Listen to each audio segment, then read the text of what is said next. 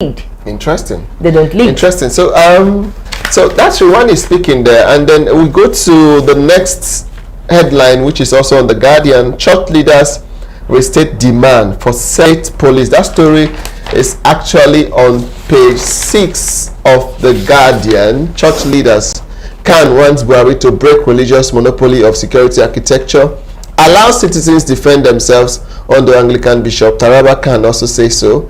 Autumn, the governor of Benue says terrorist attacks on churches, attempts to frighten Christians and restrict religious freedom. And the last sub-headline says threats to Christians, private security offers to assist governments.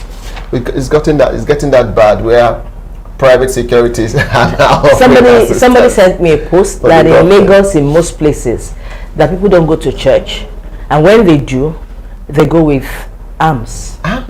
In fact, I saw a picture, one of those white garments people. Yes, going to churches. No, in the church. Right, I saw the lady at the door hanging something that looks like a rifle.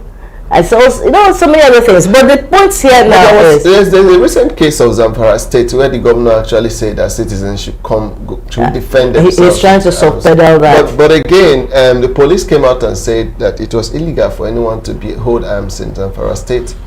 There is no law currently legislating that citizens should hold arms. And so long as that continues to be in place, you ask yourself, how many private individuals can actually get a gun license or have the funds, have the money, to go and get a gun license and hold them? And so long as that law that guarantees citizens to hold rights to hold arms is not illegal, and that is a big challenge that everyone will face. But again, if you look at that, it appears that we are taking ourselves from the reality of the day. The reality being that we have serious security challenge in this country, and that if we must get it right, then things like this you must defend yourself. Be given consideration. That's true. But talking about the fears of getting license, this is Nigeria. Forget about that. It will work. You think so? Yes, it will work.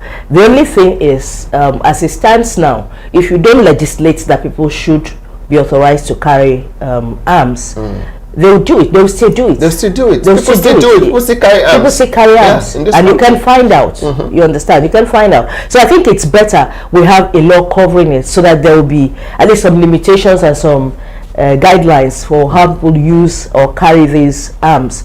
But since the government is also unable to defend the people, to protect the people, which is one of their primary responsibilities, then the people are left. I mean, there are so many other things they're doing for themselves. They're providing water for themselves. They're providing electricity for themselves. Even in some areas, you tie your road. These are things that government is supposed to do. So as it appears, the government has failed completely in all areas of responsibility. So why is it that it's in the issue of arms that we're being so cautious? I remember some 3 years back when the government decided to mop up arms from the public, and they went around doing that in so many ways. I know some people may not have come out with their arms. It's possible. A lot of people came out with their arms believing that the government is going to do something about it. But rather than do something about it or security getting better, it got worse. It's not at your doorstep. And people are wondering, is the government complicit in this? Are they doing it deliberately?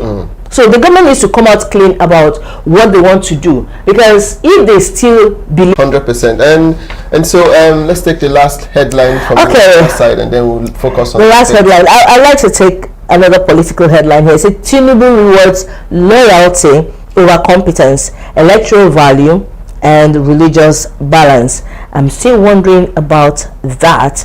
The first paragraph of this says, in a move that could undo his aspiration and hurt the future of his party, presidential candidate of All Progressives Congress (APC) Asiwaju Bola Ahmed Tinubu yesterday announced a former governor of Borno State. Okay, so we're still back there. So what he's telling us now is that Shettima is competent, and he's not choosing him based on electoral value or religious balance. I think that's one of the biggest stories that will be trending for this, so long as Nigeria is concerned. It's because it's something that we've never seen it work. Even in 1993, we saw someone like Abiola coming up with another Muslim. Yes. But again, like you said in your first analysis, that Abiola was much more of someone that cut across religious lines. And here we're seeing Tinubu's campaign. Well, we see that how that happens. You know, as we move into the mainframe of the presidential campaigns in September, he never visited up to 4 states in the south, and he can't. Or the southeast. Now the governors are angry over this decision, and they determined to meet the president concerning this matter. Senator pulls out of support campaign groups. APC members quits. I think we have a lot of that happening in Rivers State. Inside details of how party candidate fought for choice partner. Stakeholders turned down Oshomole as likely campaign DJ. So much is happening in APC. So many things are happening in APC that it's like a hydra-headed stuff. Well, interesting days ahead, but the good thing is that there are other political parties. But you know, when the moment it happened in the PDP too, when the vice presidential candidate was announced, so there was a recommendation by a committee that said that they recommended Governor Nyesom Wike of Rivers State as their party, and then he went, the presidential candidate of the PDP decided to choose, went on to pick a different person, Okowa of Delta State. And that is also boiling that has PDP. continued to boil the PDP. So these two leading political parties seem to be having different issues, you know, from their sides. But again, there is a third force coming, the Labour Party, that has also picked a very noticeable and vice presidential candidate. So they seem to be presenting, like someone said the other day on social media, he said that the Labour Party has presented to Nigeria what young Nigerians wanted as their ideal candidate. And someone also shared a tweet where someone had predicted in 2019 yes, of a likely presidential candidate between the two of them, Peter Obi and Dati. Exactly. And then we have in 2022, preceding 2023, that happening. So interesting days ahead. But then we take a short commercial break. We summarize on some of the key issues happening in Rivers APC, and then we give you an exclusive session with a security expert on the current security issues in this country. Don't go away.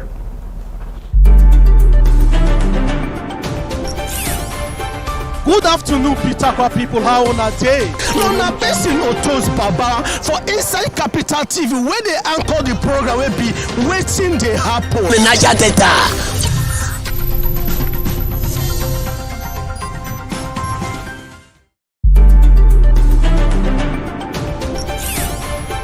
Good afternoon, Peter people. How on a day? Nona person Otos Baba for Inside Capital TV, where they anchor the program will be waiting they happen. The Niger Delta.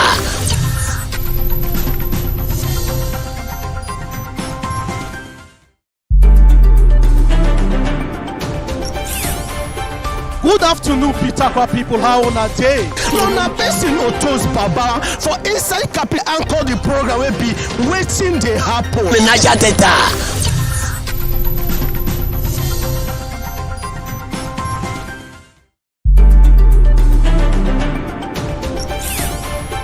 Good afternoon, Peter people. How on a day? Nona person Otos Baba for Inside Capital TV, where they anchor the program will be waiting they happen. The Niger Delta.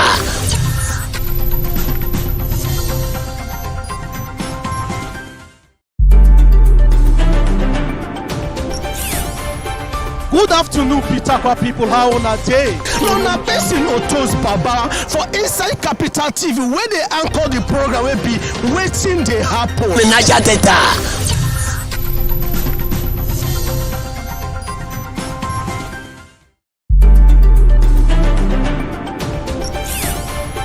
Good afternoon, Peter people. How on a day? Nona person Otos Baba for Inside Capital TV, where they anchor the program will be waiting they happen. The Niger Delta. Hello everyone, this is Talk Time Africa on Capital TV with Kelly Chesimo. Hello.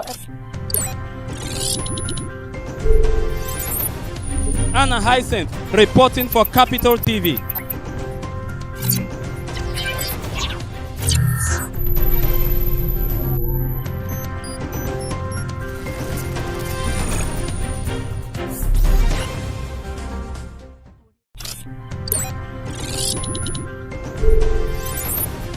Anna Hyacinth reporting for Capital TV. Thank you very much and welcome back from that short commercial break. Now we go back to the newspaper headline.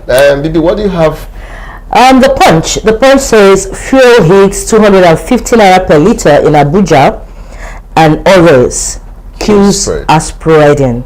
And we have something here that says manufacturers threaten shutdown over soaring diesel prices. Are we ever going to get out of this? I mean, I think those of us in Port Harcourt are a bit lucky because I bought at 170 this morning. Yes, I think there's still there's fuel and there are no queues. There's some level of sanity in Rivers State. Increased it. I just don't want to know why the Abuja scenario has been like that for months. It's not just I was in Abuja last month and I had this scenario. Could it be the insecurity, because we don't transmit by pipes, we transmit by tankers? So could it be the insecurity on the roads? I think that's something that our news team will need to find out.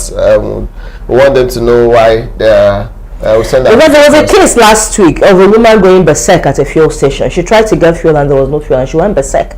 She was pulling off her clothing and all of that. Interesting. It's really terrible. But then let's look at the news happening in Rivers State now. We'll look at some of the key issues. Resignation galore in Rivers APC. Many people have resigned from the Rivers APC. We don't know where. Someone asked this morning, where are they resigning? Different local government areas. So it's not as if it's cutting across. There could be something wrong somewhere that they haven't really been able to sort out. I do hope that they sort it out, because one thing that Rivers State actually needs, very importantly, is credible opposition. Why are you bothering about sorting it out? That is the sorting out. That's why they are resigning. The resigning is a sorting out. Yeah, interesting. So, but it would be nice to know. I'm actually curious. Why are they leaving the APC? Is it because they don't support Tinubu, or is it because they don't support his choice of a vice president?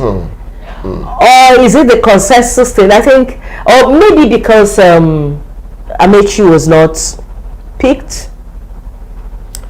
Well, those are all dynamics that could be played out. Could be playing out. But I think our news team has been in touch with some of them. We do hope that we'll bring them on the show in the next episode to explain what is happening. Why tell us the side of the story, not to explain. They don't owe us that.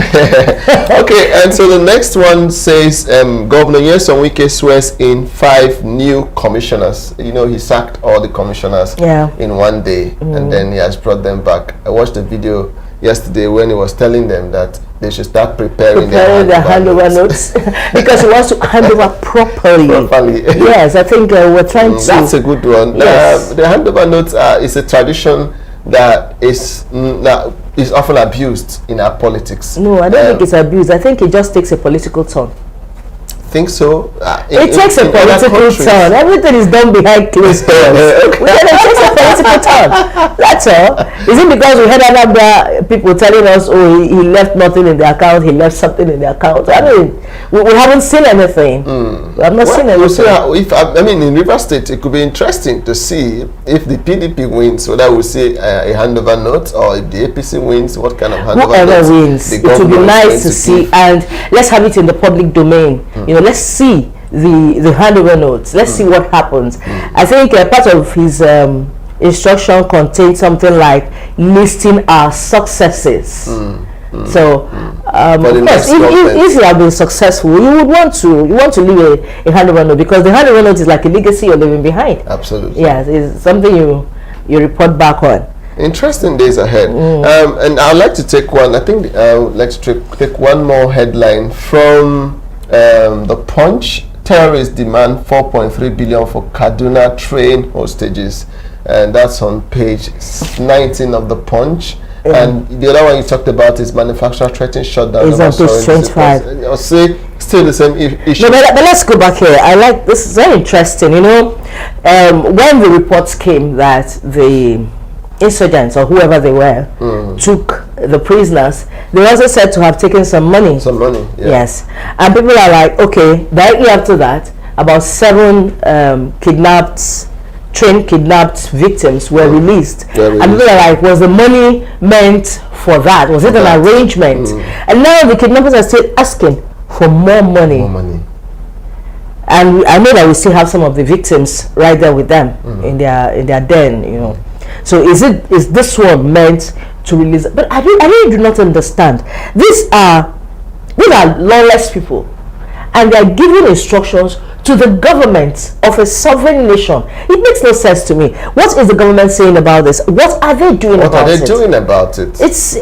I don't understand. Well, we'll see how about, you see, when you live in a country where people could just get kidnapped and then stay in the kidnapper's den for months and weeks without any response, and I mean, in most cases, families of these kidnapped victims actually pay ransom and still don't get their family members yes, back. It's true. It's really worrisome. I think these are some of the issues that the next person who would be the president of this country must give us an accurate answer about. This election, I don't envy whoever it is. It's one of the most critical in the history of this country. It is. It's a do or die election. It's a make or my election. I mean, for me as a young person in this country who feels I want to be in this country, I want to succeed in this country, my children are citizens of this country, and they demand a good society to stay in, a fair society, a society where they can succeed in without their mother or their father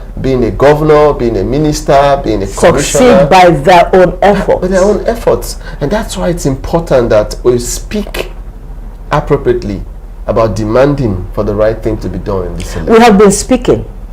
I think it's time for us to take the action.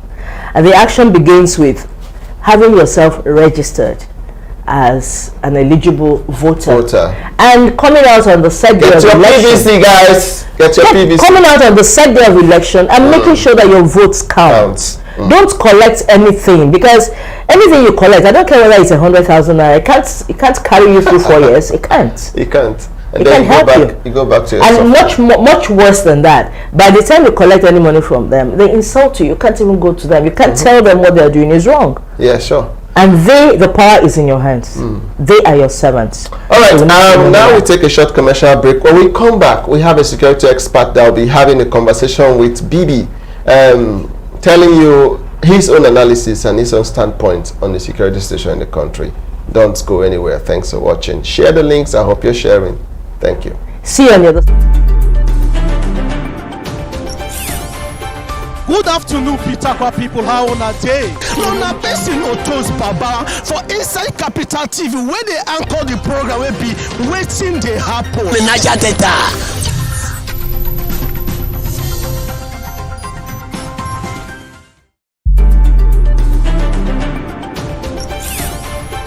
Good afternoon, Pitakwa people. How on a day? Nona person Otos Baba for Inside Capital TV, where they anchor the program will be waiting they happen. Niger Delta.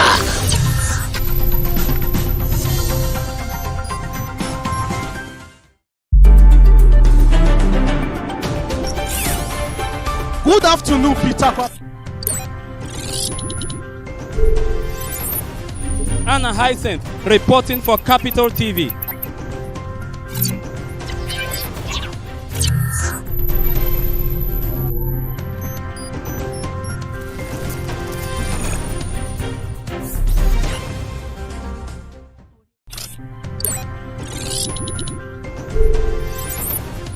Anna Hyacinth reporting for Capital TV.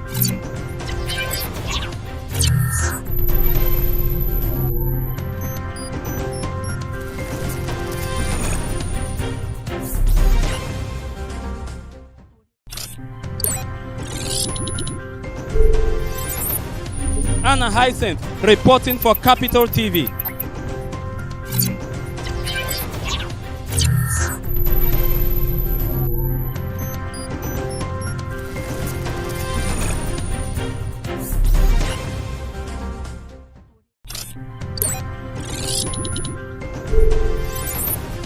Anna Hyacinth reporting for Capital TV.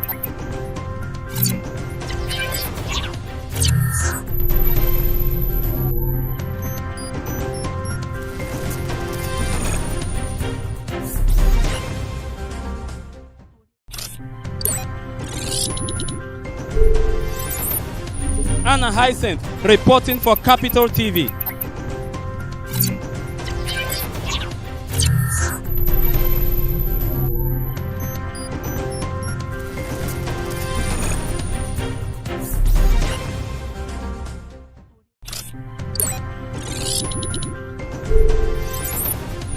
Ghana Hyacinth reporting for Capital TV.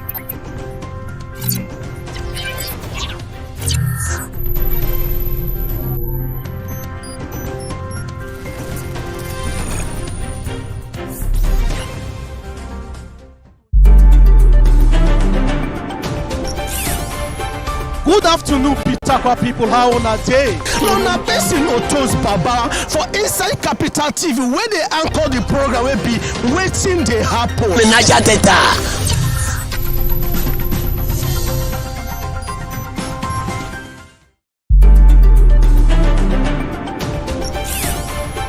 Good afternoon, Pitakwa people. How on a day? Now, person Otos Baba for inside Capital TV where they anchor the program will be waiting they happen. The Niger Delta.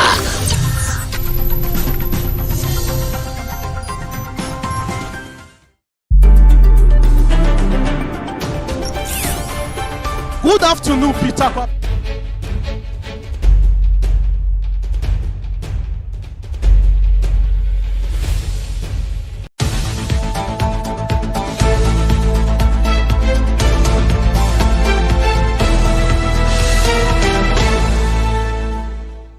Hello everyone, this is Talk Time Africa on Capital TV with Kelechi Simon.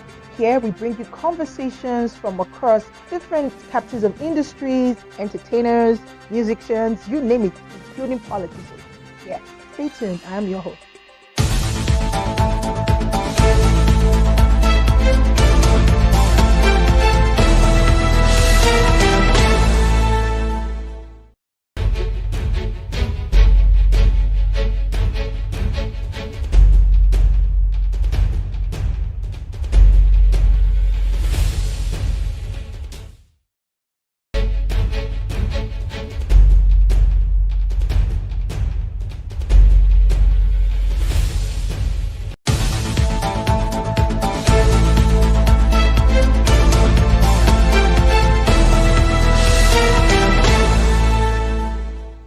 Hello everyone, this is Talk Time Africa on Capital TV with Kelechi Simon.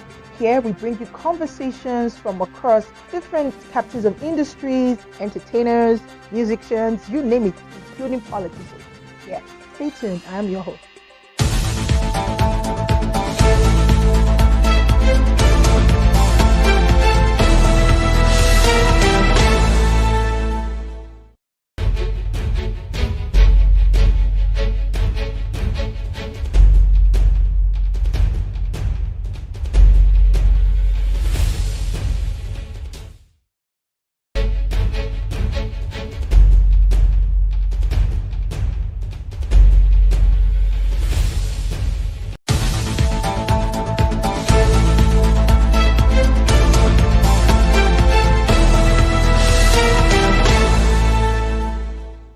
Hello everyone, this is Talk Time Africa on Capital TV with Kelechi Simon.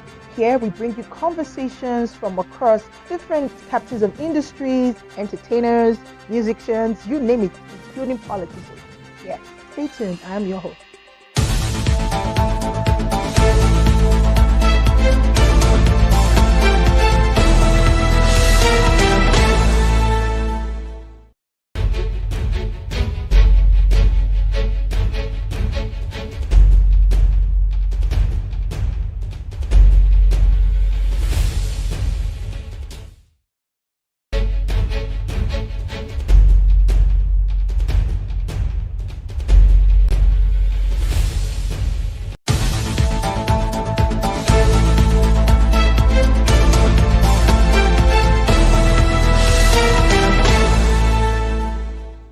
Hello everyone, this is Talk Time Africa on Capital TV with Kelechi Simon.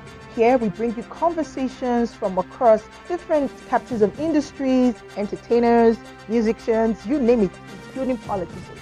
Yeah, stay tuned. I am your host.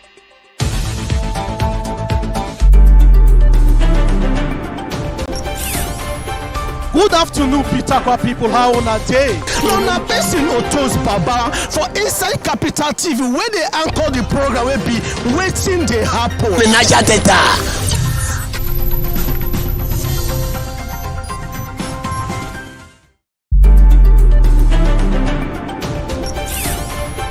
Good afternoon, Pitakwa people. How on a day? No, na person Otos Baba for inside Capital TV where they anchor the program will be waiting they happen. Niger Delta.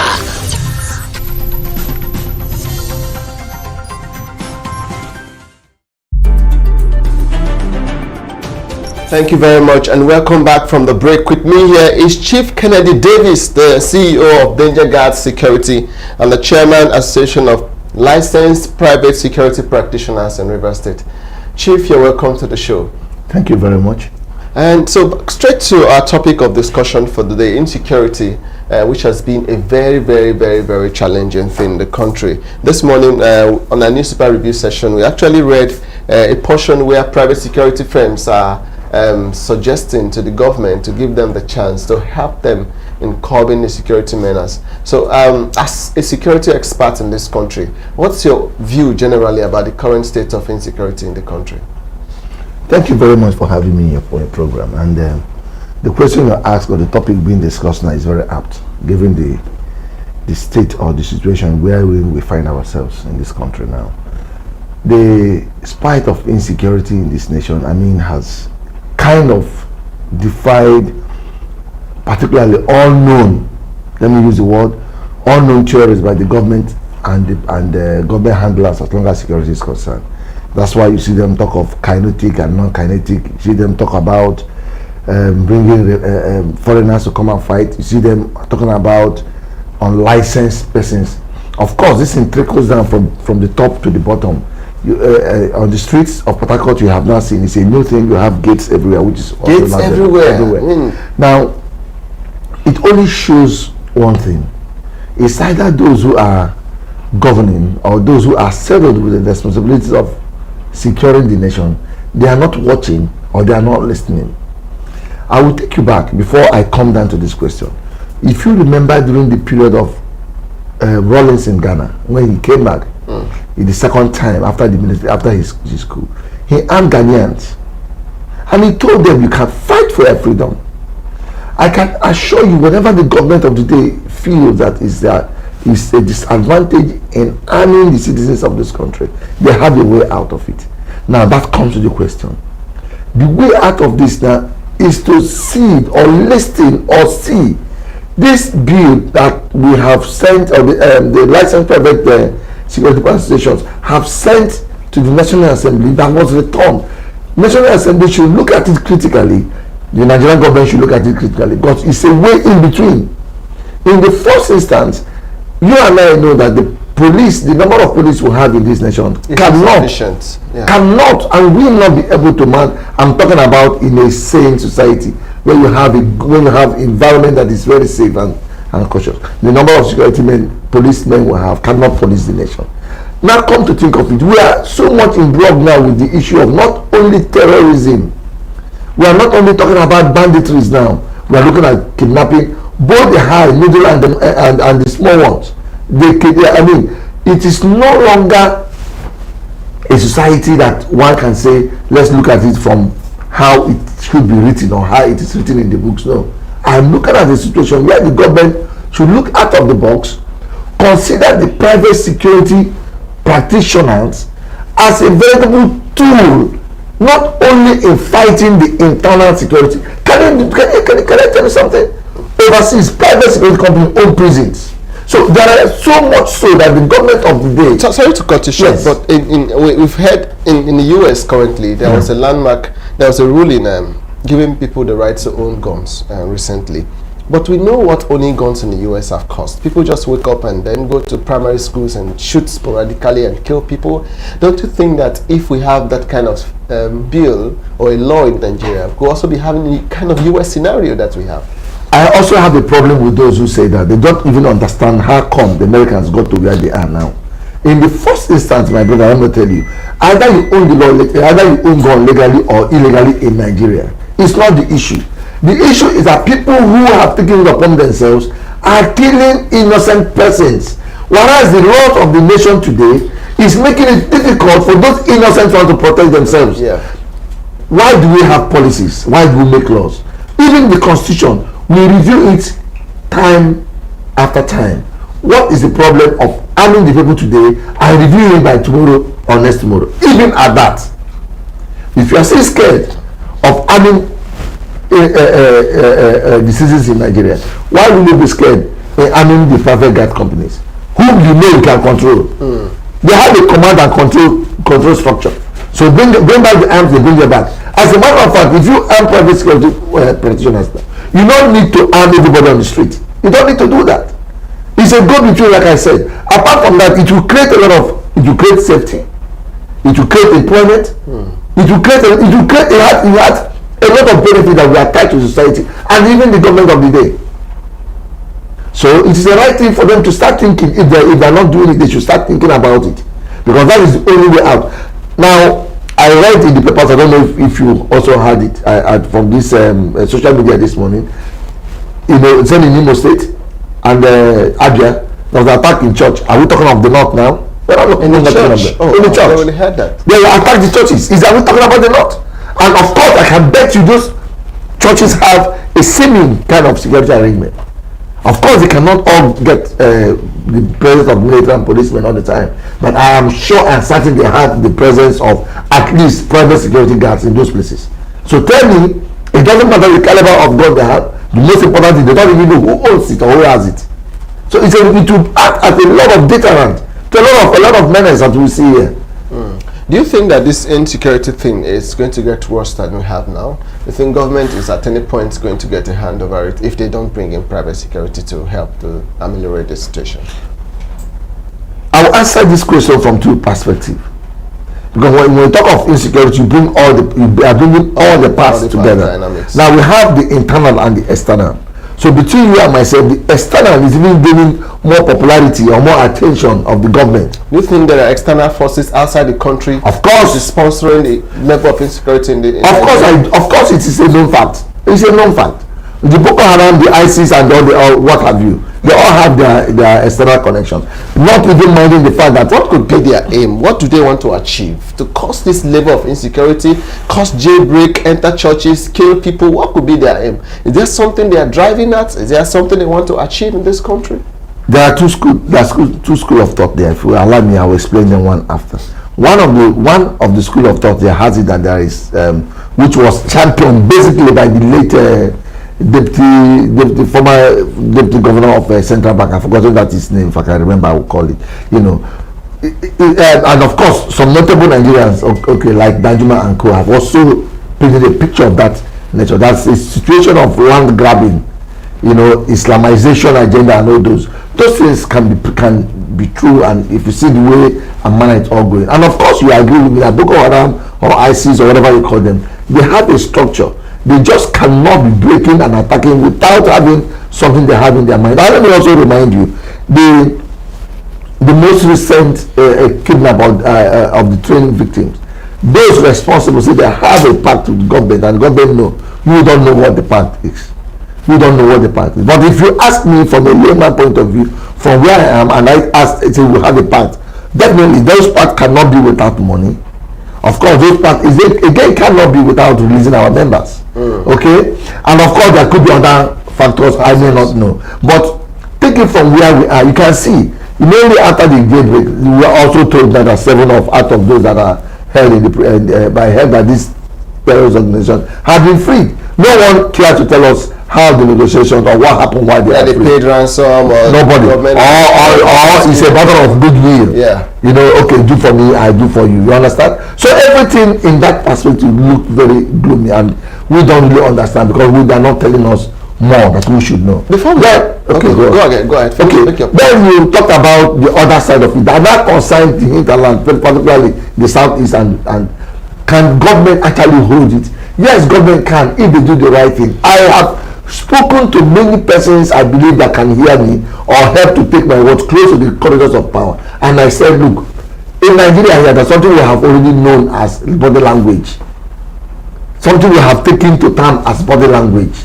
The body language of a government has to do plus minus the policies the government is putting in place. Sure. Even if they do not intend to do holistically what they intend to do, but they can dance towards it.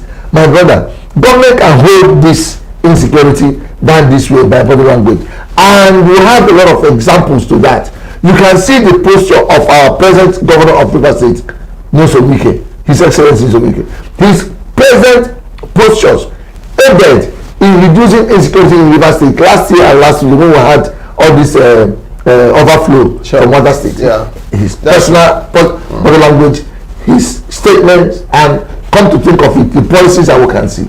So government can hold it. And I still insist that government holding this insecurity, stopping it, they must collaborate with, okay, what must, they should think of collaborating with private security companies. And I'm sure when they do that, you and I will be sleeping with our two eyes closed. Finally, before we wrap up this conversation, Chief Kennedy Davis, the jailbreak that took place last week was unbelievable.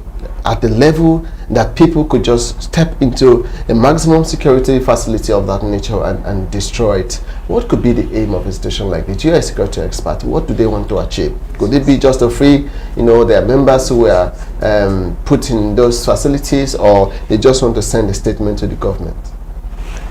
Yes, coming from the perspective as I was trying to name in the last questions you asked me for now, it is very obvious that the statement is loud and clear. They just want us to know that wherever their members are, they are capable of getting them.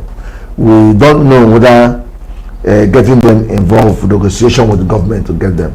We don't know whether getting them is through the act of violence or force or jailbreak, as we call it. Because looking at the scenario as it is, from beginning to end, if you're a keen observer, this is maybe coincidence actually, but it's difficult when there's one, you take that one, there's two, there's three, it calls for a lot of questions. So we can't really know whether we can call it now a jailbreak or a negotiated jailbreak or a freedom, because there are reports that there were intelligence gathering in that incident, and that the 2 weeks at that time, there was that from the months you can hear, they said there was intelligence gathering, by the DSS, and they refused to act on it. But even at that, let's even assume there is none. A practical person knows that a prison right now is like a high-risk facility. We have had incidents of prison breaks in all around in between this country. We have had that. So that alone should have kept the handlers very busy. That's number one. Number two, you have commanders, like they said, commanders of Boko Haram. I mean, high-risk individuals in those facilities. That, secondly, should make those handlers to think their safety, to think the safety of even the communities around that, to think. It baffles me that at the end of the day, they only say we have casualty one. They shouldn't have.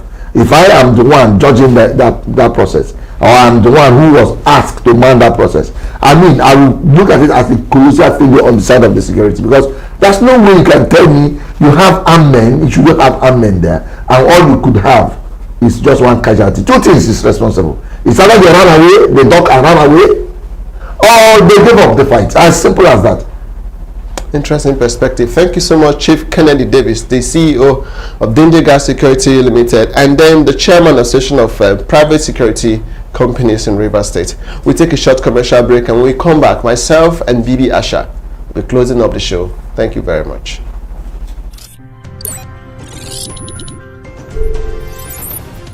Anna Hyacinth reporting for Capital TV.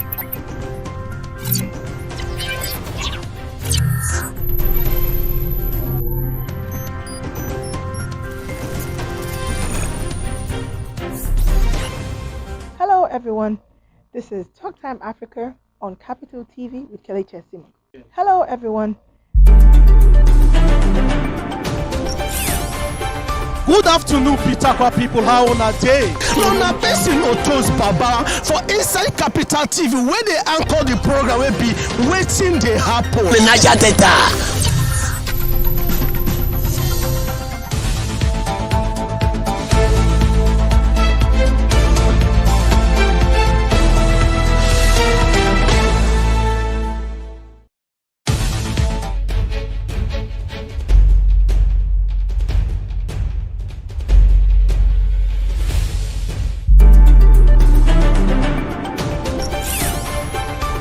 afternoon, Pitakwa people. How on a day? No, na person Otos Baba for inside Capital TV where they anchor the program will be waiting they happen. The Niger Delta.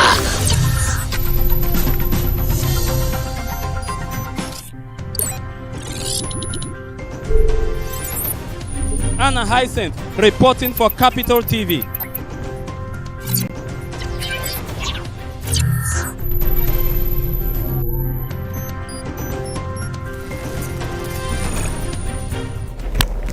Thank you very much for joining us again. I'm here. Bibi Asha is back on the show with me. You're welcome. That was an interesting discussion. Oh, thank you. Thank you. I think it's worrying. He shared some very deep conversations with me that has broadened my perspective about what we are dealing with. I think, like I said on the other segment of the show, that anybody who wants to govern this country must give us a clear blueprint on what he is going to do. Let's begin with him having the clear picture of what he is going to do about security. Well, thank you so much, all of you, for watching us today. It's been exciting to have you on the show. Next week, Monday, still 10 a.m. to 11 a.m. promises to be another exciting episode of the show. Thank you for watching.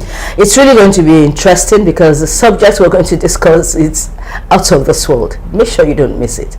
Thank you for being with us. I am Bibi Asha. Thank you, and my name is Ndu Megri.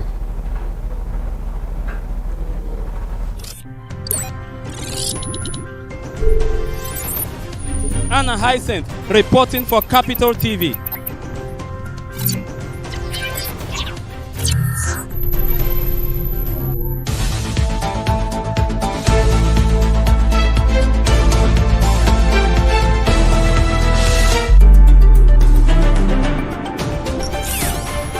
Good afternoon, Pitakwa people. How on a day? No, na person Otos Baba for inside Capital TV where they anchor the program will be waiting they happen. The Niger Delta.